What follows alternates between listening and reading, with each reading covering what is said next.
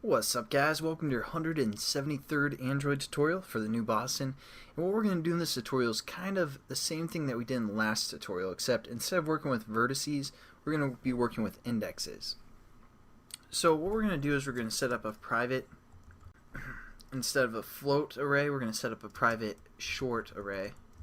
That's going to basically hold our indexes or specific points. So we're just going to call this point index array or list.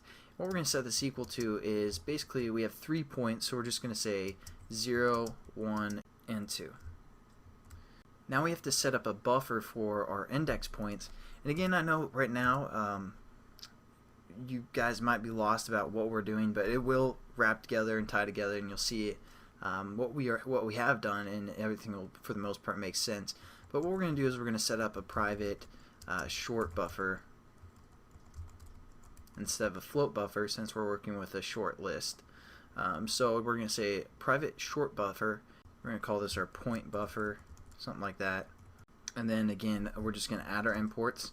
And now again, within our triangle constructor, we're going to set up our short buffer for the most part to relate to our indexes.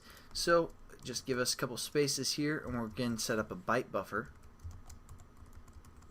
Call this our point byte buffer, or point B for byte and buff, something like that. And we're going to say again relate to the byte buffer class, and we just gotta tell the buffer how much how big the capacity it needs to be, what it can handle, how many bytes we're working with. And when we're working with shorts, a short is 2 bytes. So as a float was 4 bytes, all we're going to do is relate to our list of our index list, get the length of that, and then times it by 2. So it's pretty much the same concept. We're just going to say p index dot length times that by 2 for 2 bytes per short.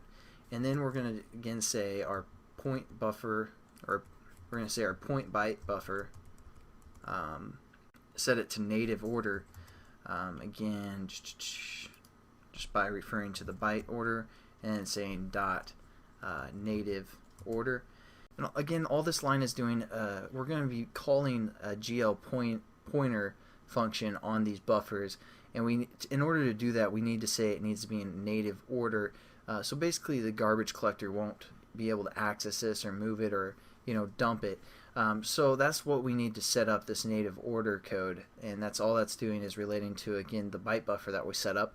And now what we're going to do is we're going to relate to our index buffer, which we called point buffer, or pbuff, and we're just going to say pbuff is equal to our pbbuff, or point byte buffer, and we're just going to say dot as short buffer, because again, we aren't working with a float buffer, we're working with shorts now, so we're just going to say we need a short buffer. And there we go. Now what we're going to do is, again, we're just going to say we're going to relate to our short buffer, and called pbuff, and all we're going to do is say dot put, and then we have to tell it what we want to put in there, and we're going to relate to our point index list. And then all we're going to say is move the position to 0 as well, and that's pretty much it. And we're going to do one more thing kind of like this for our textures, relating textures to a triangle, something like that. But we'll get to that in, again, probably a few tutorials, so you guys actually can see what these are doing when we get into the code, and then we'll come back and maybe do like a texture one if we have time, and then you guys can, the next time we go through this type of thing, you'll understand everything that's going on, why we set up these buffers and all that good stuff. But again, as for now, that's pretty much all we're going to do in this tutorial.